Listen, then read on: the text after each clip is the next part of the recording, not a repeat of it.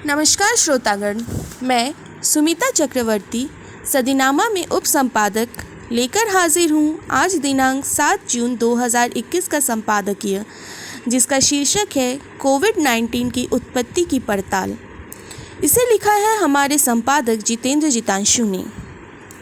दोस्तों, वर्तमान परिस्थिति एक भयावह परिस्थिति जिससे पूरी मानवता एकजुट होकर लड़ रही है, जहां सिर्फ भारत ही नहीं बल्कि समस्त विश्व के वैज्ञानिक अपनी पूरी ताकत से इस कोविड-19 नामक महामारी का तोड़ ढूंढ रहे हैं।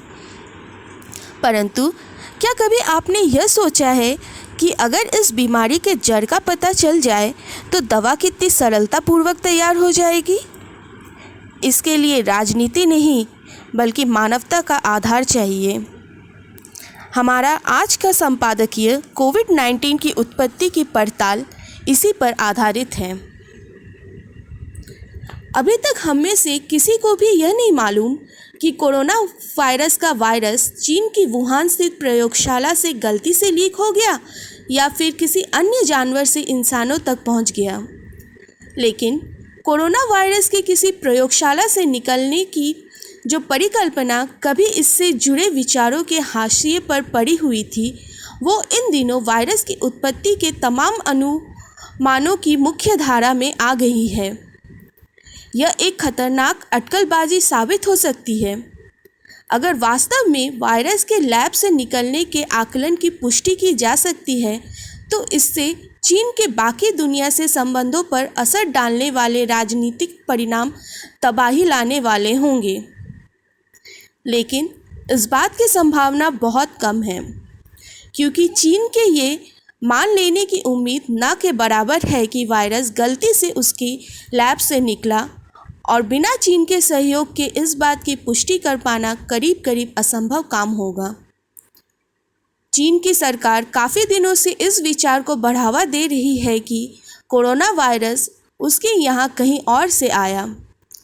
कई बार तो चीन की सरकार यह भी कह चुकी है कि यह वायरस अमेरिका का वह प्रतिनिधि मंडल चीन लेकर आया जो अक्टूबर 2019 में वुहान में हुए वर्ल्ड मिलिट्री गेम्स में हिस्सा लेने पहुंचा था। सच तो यह है कि चीन और विश्व स्वास्थ्य संगठन के इस साझा अध्ययन में भी इस ख्याल की पड़ताल की गई थी। चीन में बैट लेडी के नाम से मशहूर शी शेंगली ने फरवरी 2020 में कोरोना वायरस के वुहान स्थित लैब से लीक होने के विचार को बड़ी नाराज़गी जताते हुए खारिज किया था। Shi Zhengli Wuhan Institute of Virology में काम करती है और उन्होंने अपनी रिसर्च में दिखाया है कि कोरोना वायरस कैसे चमगादड़ों में पलते हैं। वुहान इंस्टीट्यूट ऑफ वायरोलॉजी, जिसके पास बीमारी वाले रोगाणुओं और विषाणुओं की काफ़ी बड़ी लाइब्रेरी है, उसी ने इस महामारी के लिए कोरोना वायरस के जिम्मेदार होने का पता लगाया था। लेकिन इस प्रयोगशाला के वुहान में स्थित होने के कारण इस लैब से वायरस के किसी वजह से बाहर निकलने को लेकर सवाल उठने लाजमी थे, क्योंकि वायरस ने सबसे पहले वुहान में रहने वाले लोगों को ही संक्रमित किया था।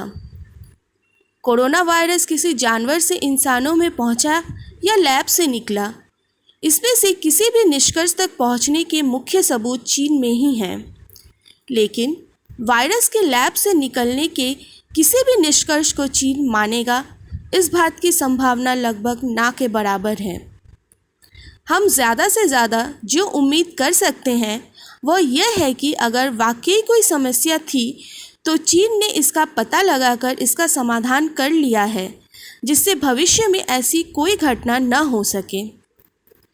इस उम्मीद को आगे बढ़ाने वाली जो एक और बात हो सकती है वह यह है कि दुनिया भर के वैज्ञानिक आगे आकर एकजुट हों और ये कहें कि वो गेन ऑफ फंक्शन रिसर्च पर प्रतिबंध लगा रहे हैं। राजनीतिक नज़रिए से देखें तो अमेरिका द्वारा इस मामले की जो जांच की जा रही है, उससे इस बहस पर जल्द विराम लगने की संभावना है ही नहीं। हो सकता है कि आने वाले समय में हम अमेरिका द्वारा चीन पर यह दबाव और बनते देखें कि चीन इस मामले की जांच में सहयोग करे।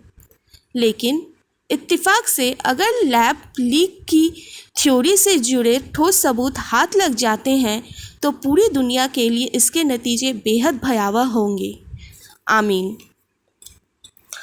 तो यह था दोस्तों 7 जून 2021 का संपादकीय, जिसका शीर्षक है कोविड-19 की उत्पत्ति की पड़ताल। कल फिर मिलेंगे किसी नए विषय पर अगले संपादकीय के साथ। तब तक के लिए स्वस्थ रहें, सुरक्षित रहें और हाँ, कोविड-19 प्रोटोकॉल को ज़रूर फॉलो करते रहें। नमस्कार।